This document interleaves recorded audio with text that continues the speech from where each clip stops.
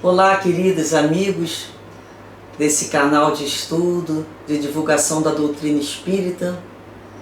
É uma grande alegria poder nos reunir com todos vocês para agradecer a Deus as bênçãos da vida, pela sua bondade, pela sua misericórdia, que nos proporciona a possibilidade nessa reencarnação de estar em contato mais próximo com a doutrina espírita, através dos seus esclarecimentos, renovando as lições de Jesus para consolo dos nossos corações.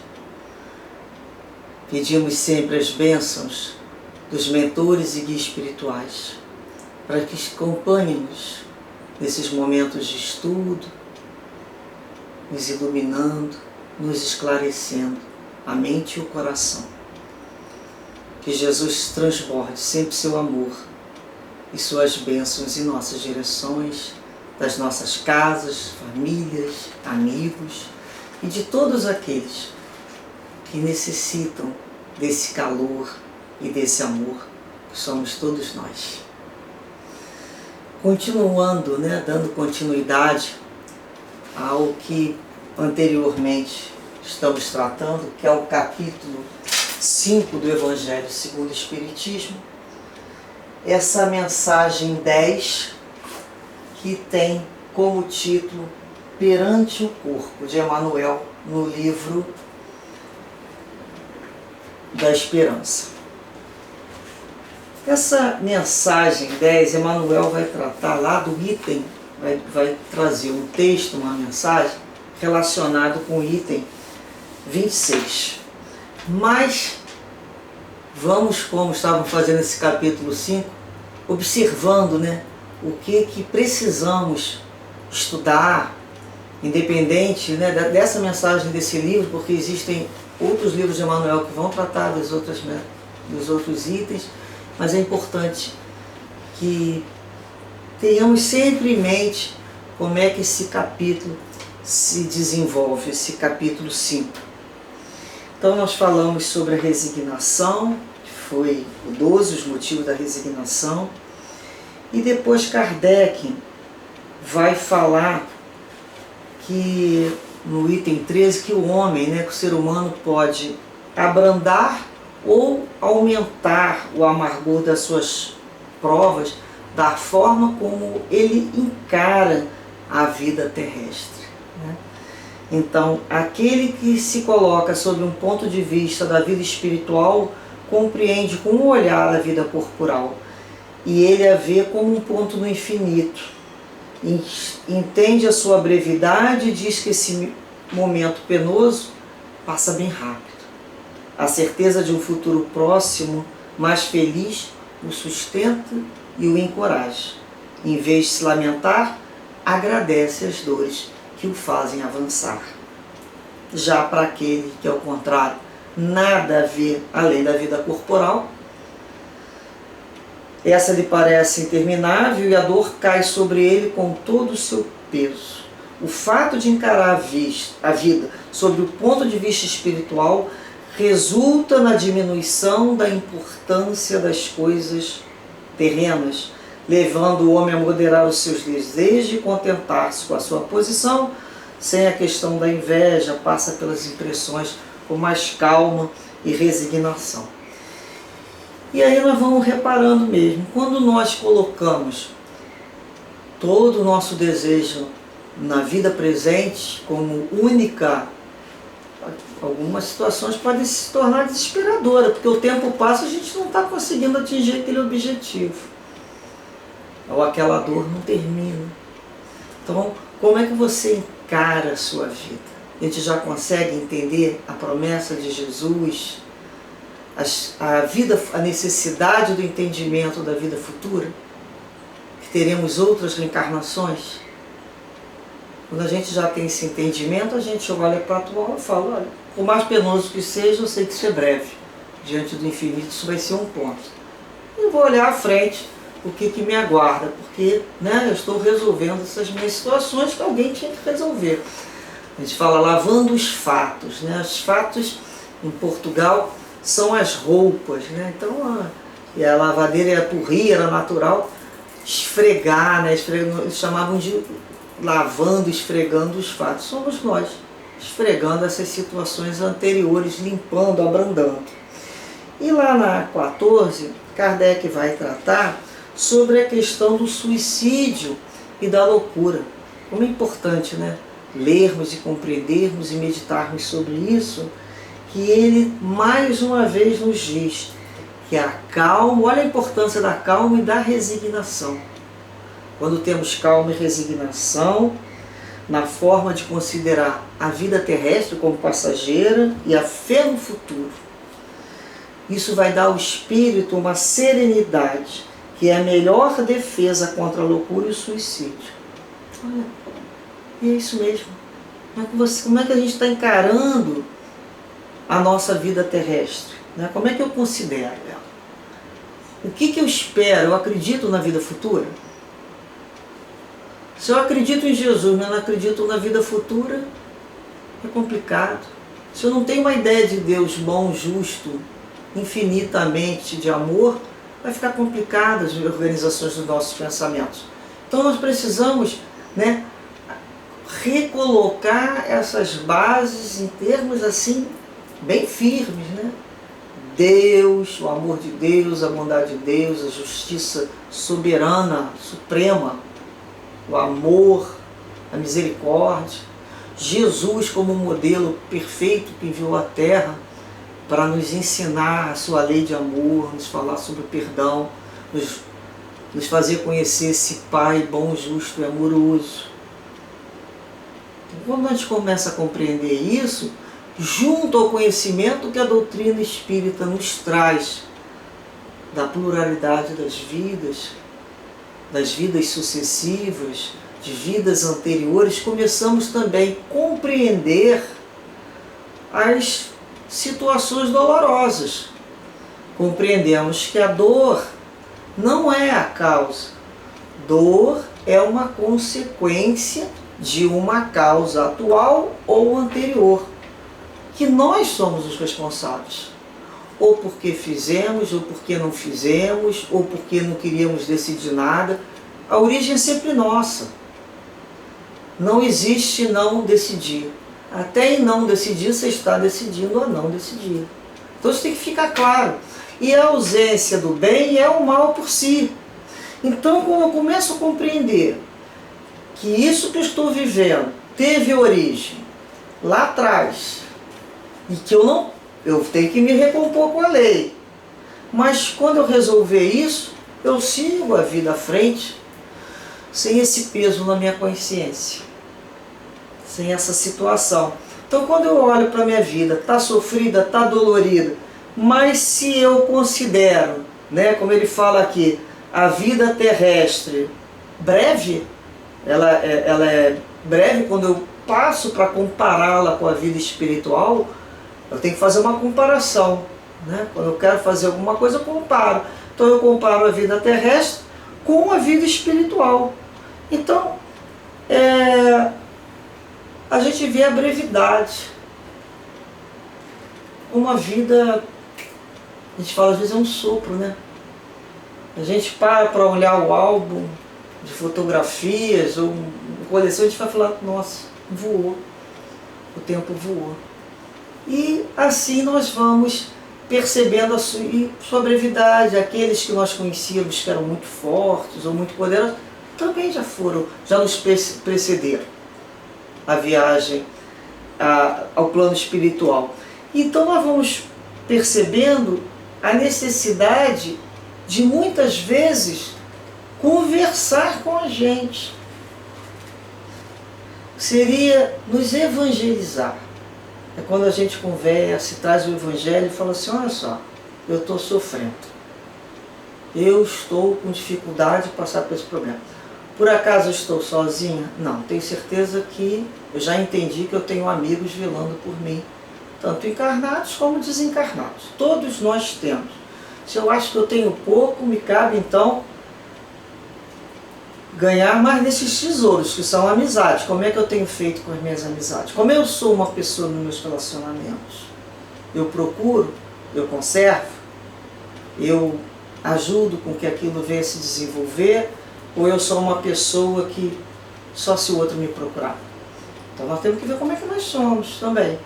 Então eu tenho amigos que eu posso contar resultado de conquistas da nossa afetividade. Afetividade não significa sempre presença física, mas é afetividade pelo outro. São desenvolvimentos, são conquistas que precisamos fazer. E eu sofro, sei que a situação foi originada por mim. Que bom, eu penso que bom que eu esqueci. Que bom que eu não estou me lembrando. Se eu não me lembrar depois, não mudaria nada. Eu ia morrer de vergonha de ficar perante muita gente. É o que eu penso. Então, se Deus achou melhor tapar minha memória do que existiu nas vidas anteriores, tenho certeza que isso foi o melhor que Ele podia fazer para mim. Eu sei que, por mais doloroso que seja uma situação, eu sei que ela passa rápido. E ela passando rápido, eu sei que eu vou encontrar uma vida futura, né? Isso me sustenta, isso me encoraja. A promessa de Jesus, eu acredito na promessa de Jesus. Eu começo a entender como ela será possível. Porque tem gente que acredita em Jesus, na sua promessa, mas não sabe dizer como vai ser possível. Como isso vai se dar? Ele não sabe responder. Nós sabemos como isso será possível. Então, nós já podemos nos defender contra a loucura e o suicídio. Tanto a loucura quanto o suicídio têm a sua origem na rebeldia. Rebeldia vai dar origem. Uma rebeldia simples. De tanto crescer esse nível de rebeldia, ou viciar na rebeldia, no momento o espírito enlouquece e suicida.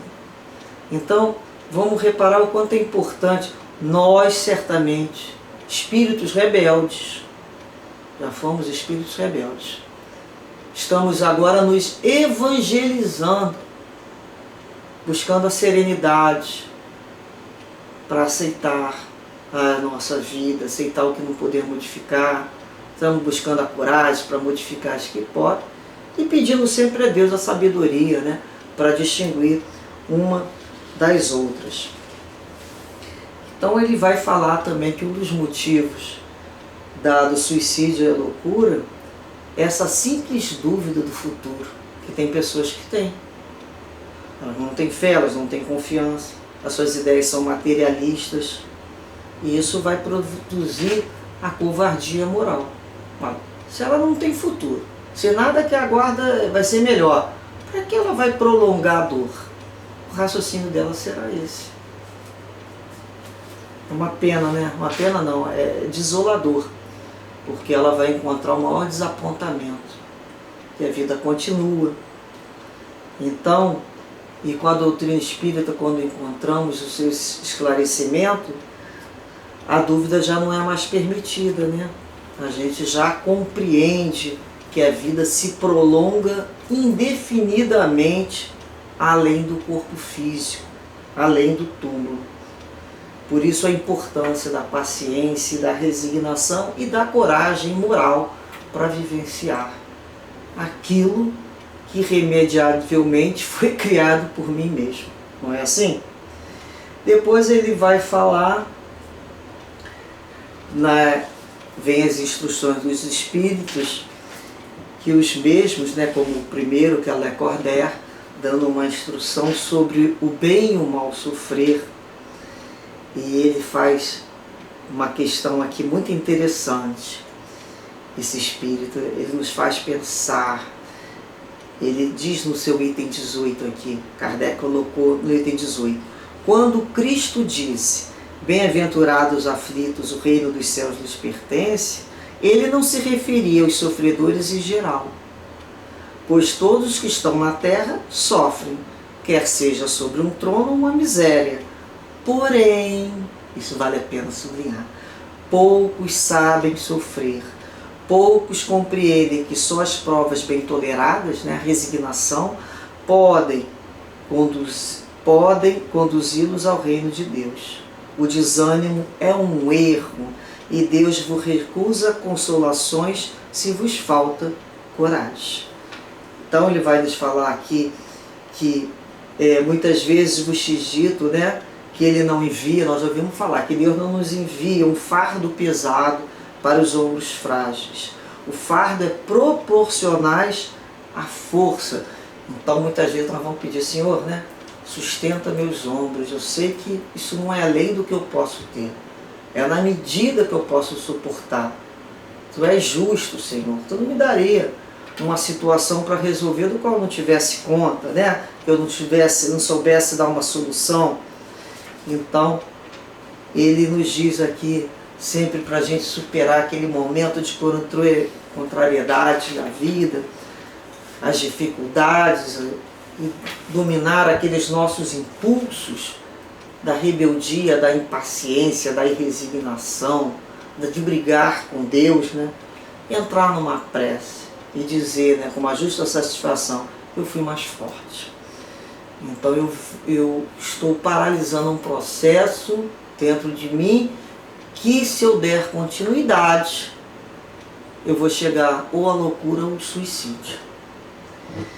Depois ele vai falar no item 19, que é uma mensagem de Santo Agostinho, sobre o título O Mal e o Remédio, né? Sobre a questão das provas. O que nós, compreensão do que estamos fazendo encarnado no planeta Terra, né? Será que a gente já não entendeu que nós vamos encontrar as situações próprias à nossa necessidade de aprender, de resistir, de ter coragem moral?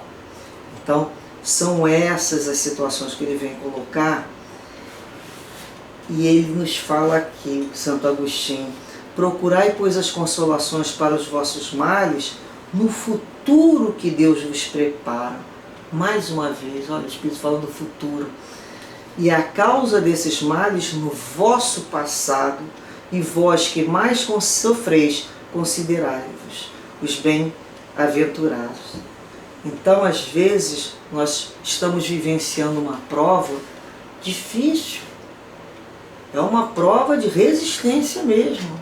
Prova de solidão, prova de dor física, prova, às vezes, de viver uma condição financeira maior ou menor do que a maioria. São provas do qual nós necessitamos nos preparar com muita fé para sairmos vencedores.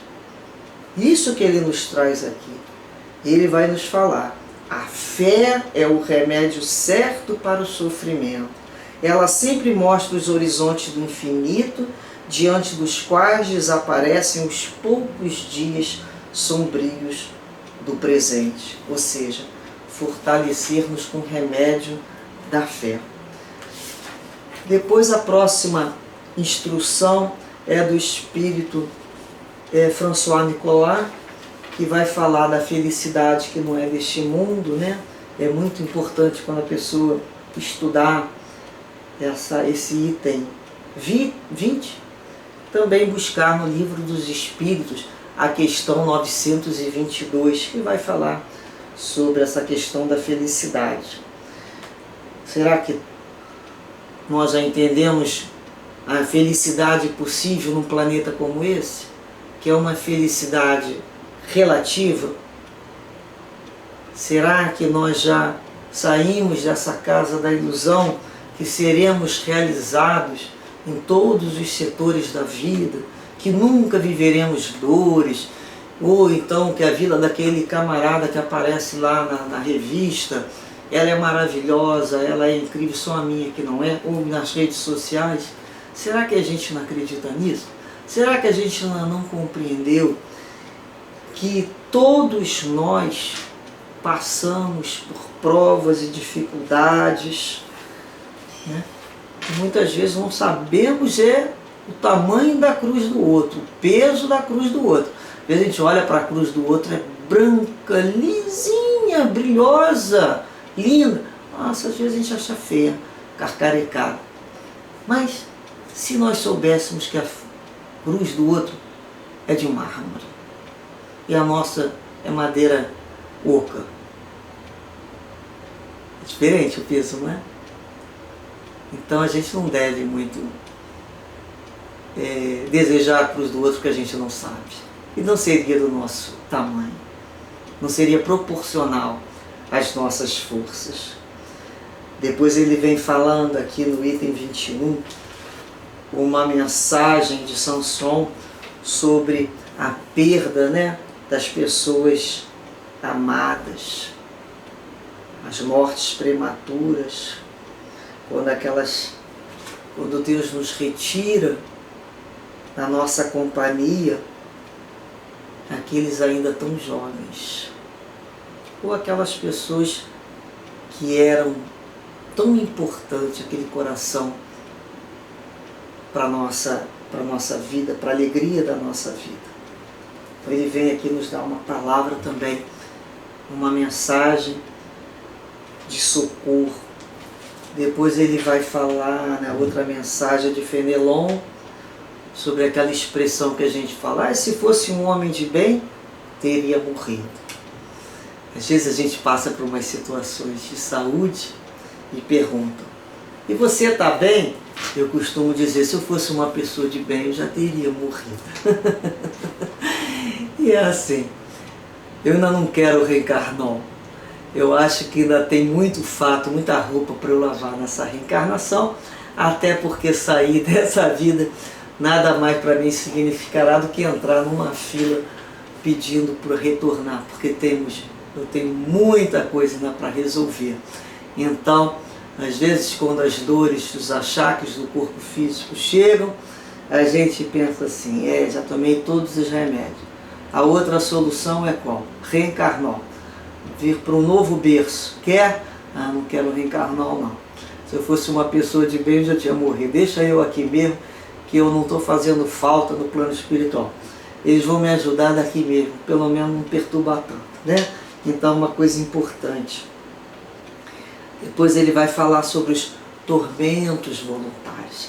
Essa mensagem dos tormentos voluntários, que se encontra no item 23, também é de Fenelon, ela é muito importante, o quanto, quando lemos, o quanto, quando meditamos, percebemos, o quanto transformamos as situações em verdadeiros tormentos na nossa vida. Tormentos voluntários. Tem uns que são involuntários, tem que passar por aquela aflição, porque não tem jeito, porque foi dado causa anteriormente. Outra, é como se nós pudéssemos falar as causas atuais das aflições, né? Muitas vezes estamos buscando situações que às vezes a gente olha para aquela criatura, a gente fala assim, ela não precisava passar por isso, né? Mas parece que ela vai lá buscar aquela situação conflitante, problemática na vida. E vai viver um tormento. Deus quis que eu passasse por isso. Não. Não usou a cabeça, não usou a inteligência. Às vezes as pessoas falam, será que eu estou vivendo isso? Tem gente que fala que karma, né? O espírita não fala karma, mas as pessoas que não conhecem o vocabulário falam. Será que isso é karma? Calma, né? Não é não. Isso aí é falta de usar a cabeça, é falta de oração, falta de parar para distinguir e escolher o que é bom, o que é sadio.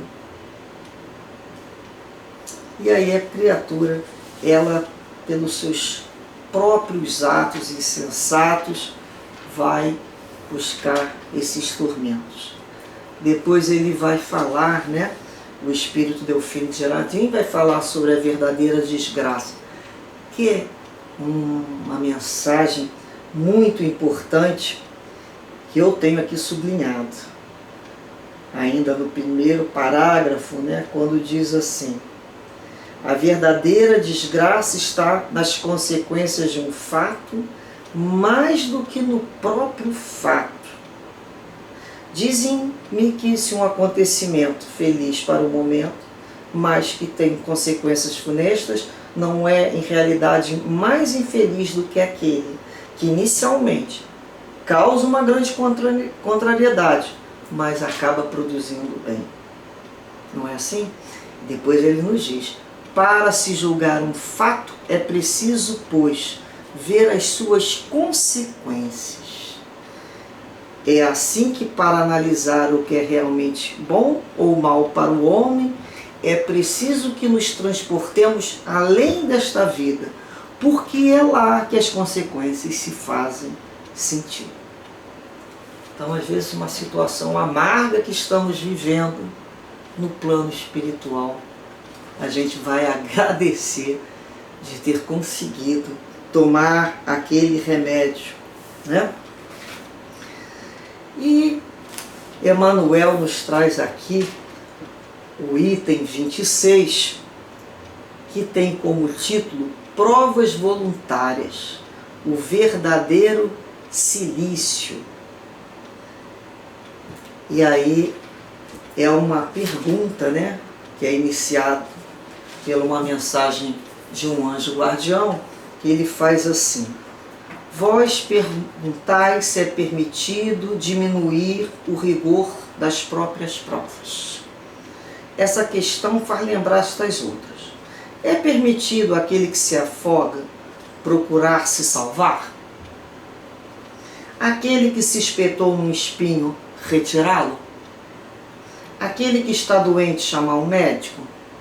As provas têm por finalidade exercitar a inteligência, tanto quanto a paciência e a resignação. Um homem pode nascer numa situação penosa e difícil exatamente para obrigá-lo a procurar os meios de vencer as dificuldades.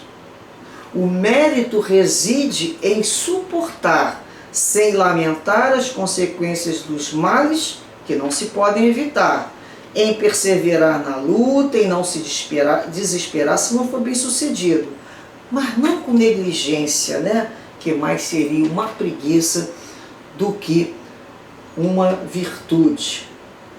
E aí ele vai falar aqui sobre bem-aventurados aflitos. Ele pergunta se há mérito, então, em procurar as aflições, agravando ainda suas provas, com sofrimento voluntário. Então, se eu já estou passando por um sofrimento, ele diz que é normal eu buscar atenuá-lo. Da mesma forma que ele deu o exemplo: se eu estou com espinho no pé, eu vou lá tirar o espinho. Se eu estou doente, eu procuro o médico. Isso tudo, a ciência, né, Deus disponibilizou a inteligência para a ciência progredir, para que encontrássemos essas soluções. Desenvolvimento intelectual, quando não consigo, da própria paciência. E ele nos coloca aqui, então vamos a uma outra questão. Se é bem-aventurado os aflitos, então tem mérito quando eu procuro piorar a minha situação? Vou me afligir mais ainda? Um sofrimento voluntário que eu escolhi sofrer? E aí ele responde assim: ó, há um grande mérito quando os sofrimentos e privações têm por objetivo o bem do próximo, pois trata-se de uma caridade pelo sacrifício. Não quando tem por finalidade apenas o próprio bem, porque é egoísmo, por fanatismo. Então há uma grande distinção a fazer para vós pessoalmente. Contentai-vos com as provas que Deus vos envia. Não aumenteis as vossas, não aumenteis a sua carga, às vezes já tão pesada. Aceitai sem lamentação e com fé. É tudo que ele vos pede. Não debiliteis o vosso corpo com privações inúteis e mortificações sem objetivo, porque tendes necessidade de todas as vossas forças para realizar a vossa missão de trabalho na terra. Torturar e martirizar voluntariamente o vosso corpo é transgredir a lei de Deus, que vos dá os meios de sustentá-lo e fortificá-lo. Enfraquecê-lo sem necessidade é um verdadeiro suicídio. Usai, mas não abuseis, essa é a lei. E aí essa situação, nós vamos perceber o quanto, né, que em outros credos religiosos, as criaturas se supliciam o próprio corpo, se martirizam, porque já que eu vou ser bem-aventurado porque sofre, eu vou sofrer mais, eu vou piorar a minha dor. Então nós vamos ver criaturas que se amarravam, né, com aquelas lãs que cortavam o verdadeiro corpo, são os cilícios. Nós vamos ver criatura fazendo jejum por um determinado tempo. Nós vamos ver criaturas que jogaram coisas quentes na pele, no corpo, se mutilando, se torturando, para poder se livrar, né, de uma culpa, de uma sensação. Isso desde a Idade Média, houve ali um verdadeiro corte de pensamento, onde Deus representava, né, o espírito, a alma, tudo que é bom, e o diabo, o corpo. Então tinha essa ideia bem separadinha. O corpo é do diabo, o espírito é de Deus. Então, se o meu corpo fez alguma coisa, foi lá e furtou um objeto de alguém, quem é que fez isso para a pessoa? A minha mão. Mão não é meu corpo? Então foi coisa do diabo. Esse desejo é do diabo que coloca no corpo. E aí eu vou ter que machucar essa mão, bater, fazer meu corpo sofrer para expiar. O que é isso? Me livrar desse sentimento de culpa. Ou eu vou ficar ajoelhada, ou eu vou pagar uma promessa, ou eu vou, né, me chicotear, jogar cinzas, queimadura, para punir quem? O corpo que faz coisas erradas a mando do diabo. Então vamos ver essa situação. Então tem alguns que entendem que não podem melhorar, acham que não tem que fazer nada para melhorar a sua dor. E aqui na mensagem nós vemos que deve melhorar, deve fazer tudo ao seu alcance para resolver aquela tua situação. Vai procurar um médico, vai fazer exame, vai à casa espírita, mas vai procurar um médico, meu filho, vai tomar remédio, vai não sei o que, vai buscar um profissional, vai encontrar uma solução para esse seu problema. Agora, quando a gente não consegue, entrega na mão de Deus, eu já estou conquistando paciência. Agora, eu vou piorar a minha situação, eu já tenho dor. Eu vou falar, você é uma pessoa bem-aventurada, então eu vou fazer mais dor ainda em mim, para eu chorar mais, que assim eu me livro mais rápido das minhas situações. Então, é o que, né, esse espírito, esse anjo guardião diz, que é diferente.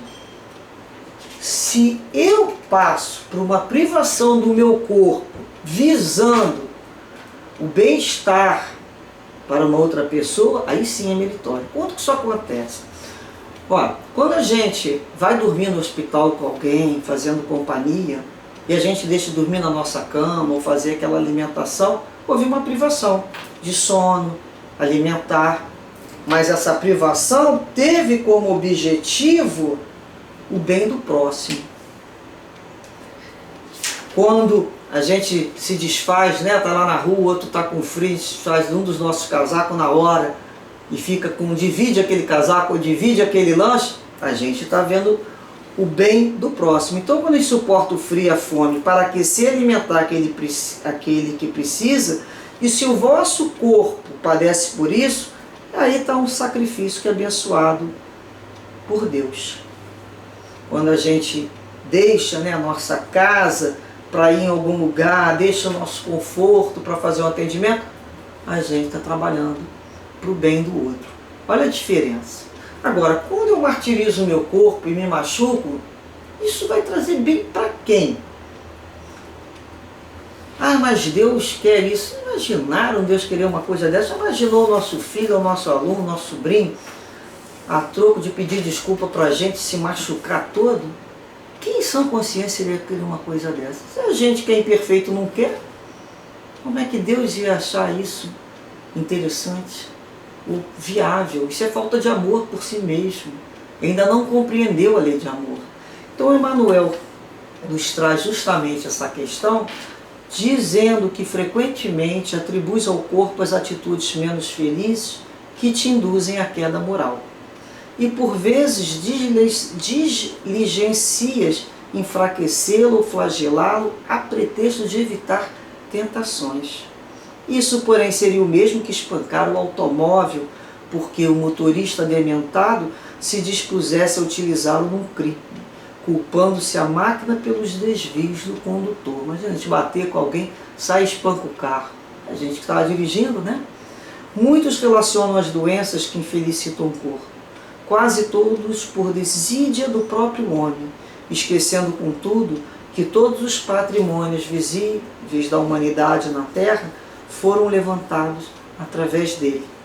Sócrates nos legou ensinamentos filosóficos de absoluta originalidade, mas ele não iria conseguir articulá-lo sem o auxílio da boca. Miguel Ângelo plasmou obras-primas imortalizando o próprio nome, entretanto não lograria concretizá-las sem o uso dos braços. Desde Colombo, arriscando-se ao grande oceano para descortinar terras novas, aos astronautas dos tempos modernos que se lançam arrojadamente no espaço cósmico, é com implementos físicos que se dirigem os engenhos de condução. Da prensa de Gutenberg às rotativas de hoje, ninguém compõe uma página sem que as mãos funcionem ativas. Do alfinete ao transatlântico e do alfabeto à universidade, no planeta terrestre, tudo efetivamente é levado a efeito pelo espírito, mas por intermédio do corpo. E sem dúvida que pensamentos e planos sublimes ainda agora fulguram em torno dos homens, com respeito à grandeza das civilizações do porvir. Contudo, essas ideias gloriosas estão para a realidade humana, assim como a sinfonia na pauta está para a música no instrumento. Precisa realizar, né? Executar. Do ponto de vista físico, é necessário que a inteligência lhes dê o curso necessário à devida interpretação. És um espírito eterno, em serviço temporário no mundo. O corpo é teu refúgio e teu bastão, teu vaso e tua feste, tua pena e teu buril, tua harpa e tua enxada. Abençoa, pois, o teu corpo, ampara-lhe as energias, para que ele te abençoe e te ampare no desempenho da tua própria missão. Portanto, o espírito quer, deseja, o perispírito transmite e o corpo executa. O corpo é um executor de ordem dos desejos do espírito. Ele é o executor, tanto para o bem quanto para o mal. Mas sem o corpo físico, eu não tenho como continuar no planeta desenvolvendo aquilo que eu preciso desenvolver, o aprendizado. Portanto, eu não posso enfraquecer o meu corpo físico. Existem leis, instintos de sobrevivência. Então, toda vez que eu privar o meu corpo, estiver entrando numa privação, eu tenho que me perguntar: para que eu estou fazendo isso? Por que estou fazendo isso? Né? Qual a finalidade? É para ajudar alguém? É para melhorar a vida de alguém? Será bem visto. Caso contrário, é só mais uma das nossas, né, que a gente pode falar, insensatez, né, que a gente acaba levando das ideias do outro conturbada, muitas vezes trazendo para a nossa própria vida. Então, o corpo é um tabernáculo divino. O corpo não é do diabo. O corpo é de Deus. O corpo, como Pedro nos diz, é o vaso sagrado em que nós habitamos para nos realizar e planificar na vida. Que Deus nos abençoe com muita saúde, com muita moderação e muito discernimento sempre. Graças a Deus.